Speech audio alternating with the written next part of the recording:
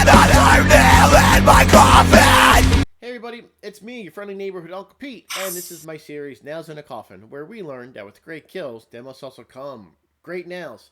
Last week I covered The Strangers from 2008, and there weren't a lot of deaths in that movie, but the overall average of nails in a coffin was 1.17, which I think is pretty accurate. This week I'm going to cover that movie sequel, The Strangers Pray at Night, which came out 10 years later in 2018, which I think kind of hurt the film a little bit as far as its popularity, because fans had to wait over a decade to find out more about the Man in the Mask, Dollface, and Pinup Girl. Well, this time in The Strangers Pray at Night, a family of four staying at a mobile home park are the target of these three masked strangers. Now, I didn't give out more than 1.5 nails in a coffin on the first film, The Strangers. Well, let's see how the victims of this movie match up with my nails in a coffin. If you could do me a favor, hit that subscribe button and notification bell. It'll just take you a second, and it really keep me motivated to keep putting out this content. I put out at least 2 videos every week. Every Friday you get a Nails in a Coffin, and every Wednesday you're either going to get a debate series or my Let's Nail This series that you actually can be a part of. And I'll put a card up here for everybody to check it out. So, before we actually get to The Strangers to Pray at Night, I was editing my video for last week, and while I was recording it, there was a knock on my door, in the wee hours of the morning, like it is now when I'm filming this. So, I got out to check because I guess I'm not as smart as I thought I was, but there was nobody at the door, and nothing really happened. But I'm editing the video, and I actually noticed this. There's a man standing there in my house with a mask on and a knife. Don't know how he got into my house. I never saw him again, never heard him. Just kind of creeped me out that there was somebody in my house after there was a knock at the door and nobody was there. And there's another knock. I guess I'm going to have to go check this out. It's kind of going to be stupid though, right? Well, I guess it'll be good for the video, so I really don't want to. Okay, I'm coming. So here we go again. There's another knock on my door. There's my dogs. Hey guys. Last time he was hiding over here, but I don't see anybody just yet. Okay. Looks like the coast is clear. Let me go find out who the hell this is. What the hell? I knew I heard somebody knock. What the hell is going on? Jesus Christ, what the heck?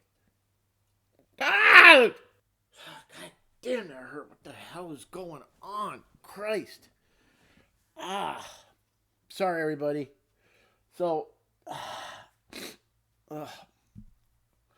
yeah, I guess it happened again. You saw in the video what happened, and I got punched in the nose. I heard a bunch of giggling, and they ran off. I checked the entire house again. No one else is in here, so I don't know. Jesus Christ, what the hell am I going to do? So, well, let me just get on with this video, so let's get started.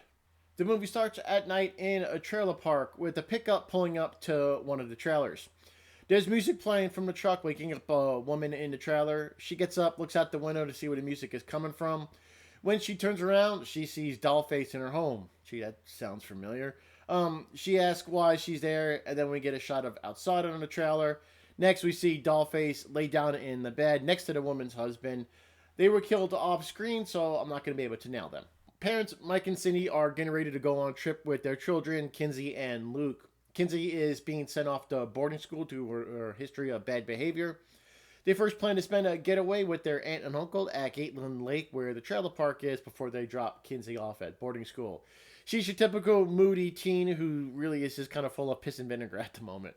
The family arrives at the trailer park late. Cindy picks up the keys to the trailer in the front office with a note from Uncle Marvin. So they're setting up in the trailer. They hear a knock at the door, and it's Dollface, sans mask, but she's cloaked in the darkness. She's asking if Tamara was home. Cindy tells us she has the wrong trailer, and Dollface leaves. In an attempt for some family bonding, Mike would like if Kinsey sat down and played some cards. Her parents are making an honest effort to connect with her. They don't seem like the parents that would elicit the type of response that they get from Kinsey. Maybe she took some bitch pills and she does storm out of the trailer. And you can see how this is affecting the entire family. Cindy asks Luke to go after Kinsey and try and talk to her. After some prodding, he does leave the trailer to go find her. Later, Dollface returns in and she knocks at the door again. Cindy asks her, and she is asking for Tamara. They ask her if she's okay. She doesn't get a response, and she leaves walking towards the woods. She stops in the shadows, turns to look back at the trailer, and then continues to walk into the woods. Cindy is kind of creeped out as she should be, and he and Mike go look for their kids. Luke finds Kinsey and they're walking and talking to each other, and they seem to have a really, good relationship. They find Uncle Marvin's trailer. The front door is open, so Kinsey says, "Hey, let's go inside and check it out." They're inside looking around. The trailer is deserted. No one alive is in there. They find they're in the bedroom, and Kinsey sees something under her sheet, so she pulls the sheet off, and she does find Uncle Marvin. He's dead without the lower half of his face. Obviously, her and Luke freak out. They run out of the trailer, and they immediately go find their parents. Luke and Kinsey run out of the trailer, and they run right into their parents, Cindy and Mike, who were looking for them also. They tell them what they found in the trailer. Mike tells Cindy to take Kinsey back to the trailer and call the police, and he asks Luke to show him what they found in Uncle Marvin's trailer. Cindy and Kinsey, they go back to the trailer and they try and call the police. Kinsey is having a panic attack and her mom is trying to console her. So again, they seem to have a really good relationship. Kinsey, she sees that all the cell phones have been smashed, so things aren't looking good. Cindy tries to call the cops with one of the broken cell phones, so she kind of gets through, but the signal is not good. Dollface appears, and she slowly starts walking towards the mom and daughter. Cindy's looking for a weapon, but Dollface already has a knife that was supposed to be in the drawer. So Cindy and Kinsey go lock themselves in the bathroom. They're trapped, but Cindy does help Kinsey climb through the skylight in the bathroom as Dollface starts to break down the door. As soon as Kinsey gets to the roof, Dollface actually breaks into the bathroom. She's kind of like hugging Cindy from behind, and she starts to stab her in the side, killing her.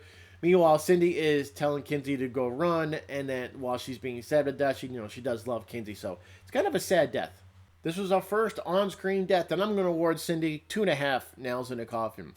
Once she saw Dollface approaching, she went for a knife right away. Good. They couldn't get out of the front door since that's where Dollface was. They retreated to the bathroom since they were pretty much cornered. Cindy saw the skylight and got her daughter up there as fast as she could. She was being brave for her daughter. Dollface busted the room before Cindy could get up. Cindy was more concerned with telling Kinsey to run than her own safety. She told Kinsey she loved her as she was being killed. The reason I'm not going to give Cindy 3 nails in a coffin a little bit more is I think she could have looked in the bathroom for something to use as a weapon. A toilet lid, a cleaning product, something to hit Dollface with. There was probably a towel rack there they could have pulled off. Just kind of find a weapon once Kinsey was up there, at least try and fight. That's what's preventing her from getting 3 nails in a coffin. She wasn't stupid. She was being brave to save her daughter. So, again, I was stuck between 2 and 3 nails. So, I'm going to go down the middle with Cindy, and I'm going to give her 2.5 nails in a coffin. Mike and Luke are back in Uncle Marvin's trailer, so Luke can show him what happened. But they are being attacked by the man in the mask. They're pretty much just being toyed with at this point by the man in the mask. Luke does remember that Uncle Marvin had a gun in the trailer, so he's looking for it. He finds it and loads it. Mike goes by the front door. He's ready to run with Luke. He's scanning, can't see anybody, so they make a run for it back to their trailer. They go back to their trailer. Mike finds his dead wife in the bathroom, and this is one of the better scenes in the movie. It's actually a great acting from Mike over here. Luke goes to see what happened, but Mike stops him from seeing his mom like that. Again, I like that part. Mike tells Lucas to focus, and they need to go find Kinsey, but she currently is being chased through the park by Dollface. Mike and Luke get in their car, and they go looking for Kinsey. While they're driving, the man in the mask throws a brick at their windshield, and this causes them to lose control of the car, and they crash into a trailer. Mike and Luke are coming to after the crash, and Luke is okay, but there is a large piece of wood impaled into Mike's side. They can't get the piece of wood out, and Mike essentially is stuck. He tells Luke to go take the gun and then go find his sister. He tells Luke he's proud of him. Luke pulls up his big boy pants. He takes the gun, leaving to go find his sister. Right after Luke leaves, the man in the mask, he walks down and he gets in the car. Mike is stuck and can't move. He's kind of pleading for his life, but the man in the mask is just staring at him. The man in the mask pulls out an owl, and Mike pretty much knows his fate right now. Man in the mask turns the music on in the car, just kind of meant to toy with Mike, I guess. Mike is begging for his life, but he is trapped. But Man in the Mask takes that all and just stabs Mike in the side of the chest, killing him. I'll have to admit, the parents' death in this movie are kind of sad. Mike earned himself 3 nails in a coffin. He took charge of the situation. He remembered Uncle Marvin had a gun, and he found it. After seeing his wife dead, he didn't have time to break down. He composed himself for his son, and he knew, hey, I have to go find my daughter. He crashed a car when the brick was thrown through the window, which I think would happen to anybody, and he knew he was stuck, but he told his son to go take the gun, ask him if he knew how to use it, and he said, go find your sister. Obviously, these parents really love their kids. When the Man in the Mask got in the car, Mike did plead for his life, but there wasn't much else he could have done. He's not Chuck Norris, really. I mean, I guess he could have punched, but pretty much knew his fate. I didn't see him make any of the typical dumb decisions you see in a horror movie, and I feel like he earned at least those 3 nails in the coffin. Luke and Kinsey have been chased through the entire park by now. Luke tells Kinsey to go hide, and he makes his way to the gift shop by the pool. Pinup Girl shows up, and Luke runs outside. She turns on the lights and music, and Total Eclipse of My Heart is playing in the background. Luke is by the edge of the pool. We see Pinup Girl run up behind him. Luke turns around at time and clobbers her with the golf club. She's down on the ground. Luke goes to remove her mask. She grabs his hand, but he stops her, picks up the knife, and while holding her hands over her head, he stabs her to death. Pinup Girl is getting 1 nail in the coffin. I think she wasted time with the kid instead of just killing him. I don't know why she turned on all the lights and then ran up behind him. Doesn't seem like you'd want to do that. I feel like she made it way too easy for her to get killed. These 3 strangers have done this before. They've killed innocent people. You can tell they're experienced at this. You think they would have learned not just to run up behind somebody kind of haphazardly, which is kind of what she did here. They're normally stealthy and stuff like that, just kind of hiding in the shadows and stuff. Maybe she wanted a challenge. I'm not sure, but I think it was just too easy the way she got killed. So she's only going to get 1 nail in the coffin. The next part of the movie is my favorite part. It's a very well done fight sequence. After Luke kills Pinup Girl, the Man in the Mask shows up with an axe. He attacks Luke, swinging with the axe. Luke is evading all his swings, but they do wind up in the pool. Now, what I love about this part is hearing Total Eclipse of the Heart, and when the camera takes us underwater, the sound is muffled as if you were there with them. And I think that's a really nice touch during this fight scene. When they come back up for air, you hear the song louder. When they go back down on the water, it's kind of muffled. Very well done, nice touch. During the struggle between these two, the Man in the Mask does get the upper hand, and he stabs Luke in the back.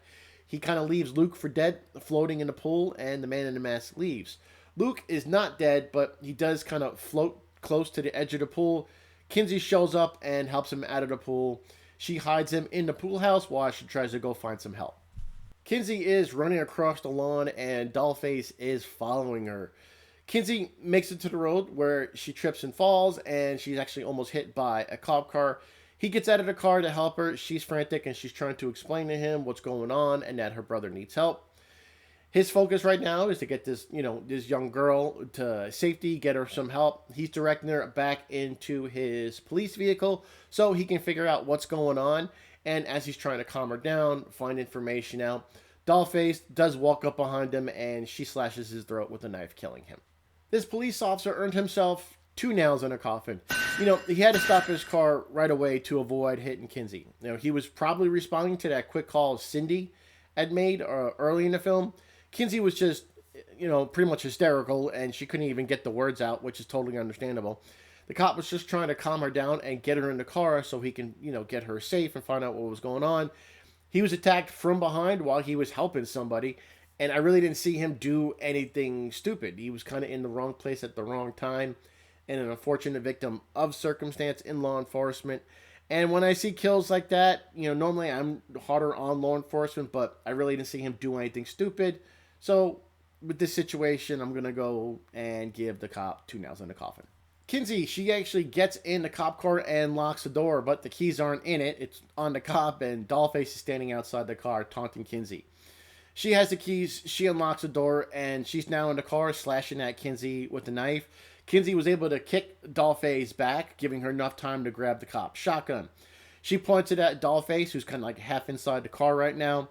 Kinsey doesn't say anything, but she does pull the trigger, shooting Dollface in the stomach. Dollface goes flying back, and she's lying on the ground. She's spitting up blood now. Kinsey's standing over her with the shotgun. She removes Dollface's mask and asks, "Why are you doing this?" And Dollface responds is, "Why not?" Not the same impact as "because you were home." But no more words are exchanged. Kinsey points a shotgun at Dollface and blows her away. Dollface earned herself one nail in the coffin. It appears part of the motive for the strangers is to toy and taunt their victims, which is not the best way to go about being a serial killer, I guess. That ego turns out to be their downfall, just like, the typical villain monologue. Dollface saw that Kinsey had a shotgun pointed at her, but she didn't even try and move or get away. I mean, not that it probably would have done much good. We don't know anything about these three strangers. You can just speculate to what their goals are and their endeavors. But just going on what I see in this movie, and she has to get one nail in the coffin. She really didn't have any self-preservation instincts. It was just pretty much like anarchy. And if she didn't waste time with all the taunting, she probably could have killed Kinsey much easier. But her actions all led to her getting shot, so it could have been easily avoided. One nail in the coffin. Kinsey gets in the car. She's trying to pull away, but she's smashed from behind by the man in the mask in his pickup truck. He then pulls up the truck alongside of her, and yep, it's more taunting as he, pretty much just glances over on her. He pulls away, he comes back around from the other side, speeding towards her with the truck, and slams into her, crashing into it. Kinsey's still on the vehicle. She's trying to get out. He slams into her again, sending her flying out of the car. She's trying to walk away. The cars are kind of stuck together from the crash, and you can see gas pouring out of the truck. Kinsey pulls a lighter out of her pocket. She lights it. The man in the match is kind of just staring at her. She tosses the lighter. It catches everything on fire, and the man in the mask is in the car. Big explosion, and Kinsey's just kind of walking away. But man in the mask is not dead. She's on the bridge. She's trying to crawl away right now. He's following her in the truck, slowly pulling up behind her. Again, I do like this scene in the movie.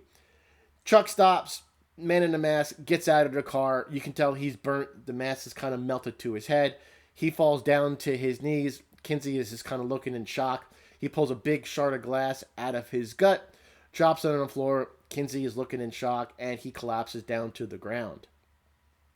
Kinsey is then walking down the road where she meets another couple in a pickup truck.